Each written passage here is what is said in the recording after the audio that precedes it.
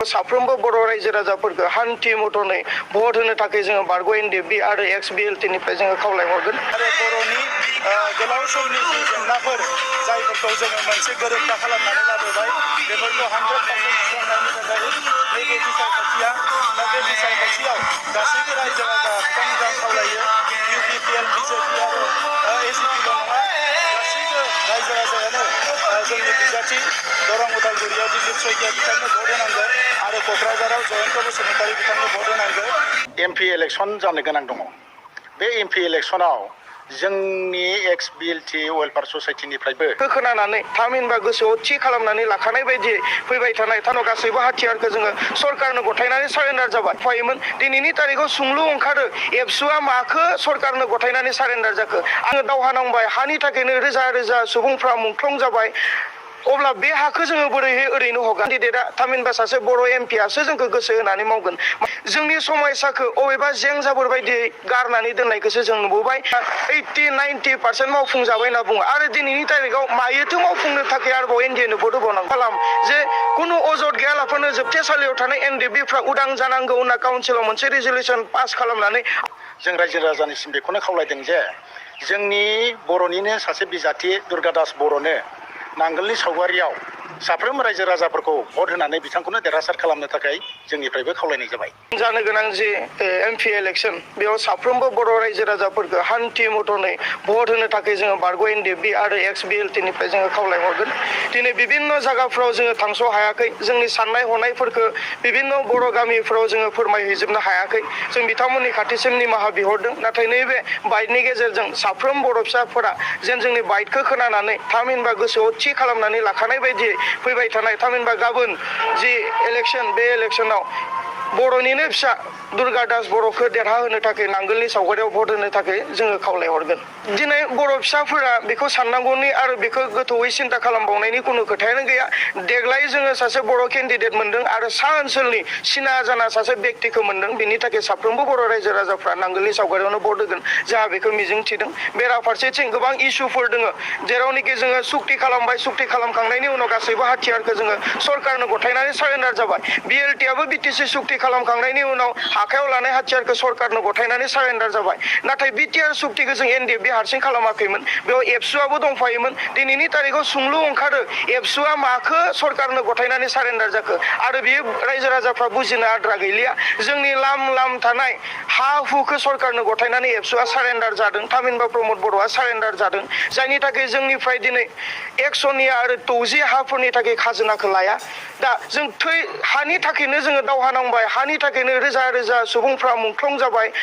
अब्ला बे हाखौ जोङो बोरैहाय ओरैनो हगारनो बिनि थाखायनो जोंनि हा रैखाथिनि थाखाय बयबो बर' रायजो राजाफ्रा दुर्गा दास बर'नो नांगोलनि सावगारियाव भट होगोन। बेराफारसेथिं जोंहा जि समयसाफोर दङ एनडिएफबिनि जि समयसाफोर दङ बे गासै समयसाफोरखौ मावलांनायाव सासे बर' केन्डिडेटआ थामहिनबा सासे बर' एमपिआसो जोंखौ गोसो होनानै मावगोन। मानो होनना बुङोबा दिलीप सयकिया थामहिनबा एनडिएनि बिजाथि दिलीप सयकिया थांनाय 5 बोसोर सिगांनिफ्रायनो जोंनि ओनसोलनि बिथाङा सासे एमपिखामोन। मावोब्ला बे 5 बोसोरावनो बिथाङा गोसो होनानै मावगौमोन। नाथाय जोंनि समयसाखौ अबेबा जेंजाबोर बायदियै गारनानै दोननायखौसो जों नुबोबाय। बिथांमोननि जों जेबो एक इन्सिनिबो सहाय आरो हेफाजाब मदद मोनबोआखै। बिनि थाखाय जोंहा बुजिनो आद्रा गैला आरो बर' रायजो राजाफ्राबो बुजिनो आद्रा गैलिया। निस्सय खहा दङ बे दिलीप सयकिया बायदिया बर' जाथिनि माबा मोनसे मोजांखौ मावगोन बे खुनु मोनसे आखा गैया। दिनै बिभिन्न बुंदोंब्लाबो खुगादों बुंदोंब्लाबो माबा निउस मिडियायाव बिभिन्न दल संगठनफोरा बुंदोंब्लाबो नाथाय सिङाव बिथांमोना नांगोलनि सावगारियाव भट होनानै बर'नि फिसा दुर्गा दास बर'खौनो देरहाहोनो थाखाय रेडि जानानै दङ। माखासे समफोराव प्रमद बर'आ बुङोमोन बिटिआर सुक्तिया 90% मावफुंजाबाय। दिपेन बर'आ बुङोमोन 80% मावफुंजाबाय आरो बिभिन्न गुबुन गुबुन लिडारफ्रा 80-90% मावफुंजाबाय होनना बुङो आरो दिनैनि तारिखाव मायोथो मावफुंनो थाखाय आरोबाव एनडिएनो भट होबावनांगौ। बिथांमोननि बुंनाय बायदिब्ला निउस मिडियायाव बुंनाय बायदिब्ला थांनाय समफोराव बिथांमोना बुंखाबाय जे 80-90% बिटिआर सुक्तिनि दफाफ्रा इमप्लिमेन्ट जाबाय होननानै बुंनायखौ जों नुबोबाय थादों। आरोबाव माखौथो इमप्लिमेन्ट खालामबावनो नांगौ।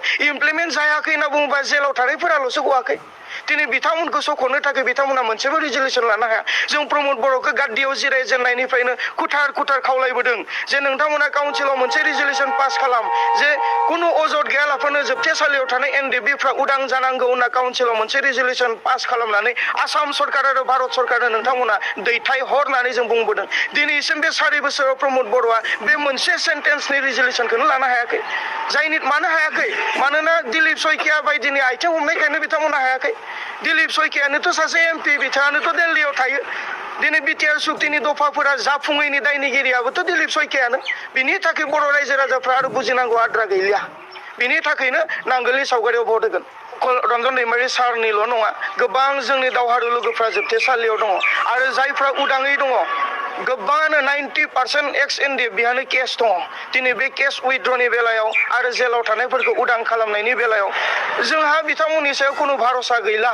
4 बोसोर बिथांमोना जेबो मावाखैसै आरो फैबाय थानाय समाव मावगोन होनना बुंनानैबो जेबो मावखाया बिथांमोना बिभिन्न खोथा बुंनो हागौ सिगांफोराव बुंदोंमोन न'खर साख्रि होगोन बेबो जायाखिसै दिनैनि तारिखाव आइजोफोरखौ थगायदों अरुणोदय होगोन माबा माबि होगोन दा दिनै बिथांमोनखौ बुजिनो आद्रा गैला प्रमद बर' थामहिनबा एनडिए जों लोब्बा थानाय गासैबो राजनितिक दल संगठनफ्रा मिसुलिया बेखौ गासैबो जनजातिफ्रा बुजिखाबाय बिनि थाखाय आरोबाव फिन बुंबावनांगौ आं सानाखै बे रन्जन दैमारि सारनि बेलायाव पलिटिक्सनि बेलायाव आं जेबो बुंनो हाया बिनि बाथ्राखौ बिथांनियावनो सोंनांगोन आंनि साननाय हनायथिंनिफ्राय जेबो आं बुंनो हानाय नङा